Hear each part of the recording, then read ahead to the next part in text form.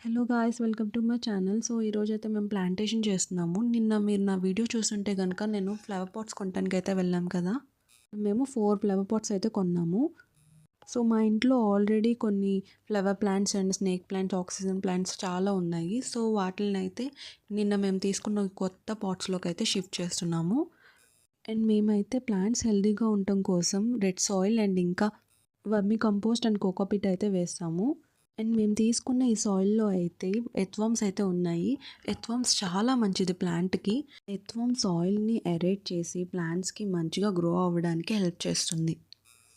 So అందుకని ఎర్త్‌వర్మ్స్ ఉన్న సాయిల్‌నే ఎక్కువ తీసుకోవడానికి ప్రిఫర్ చేయండి మీరు కూడా.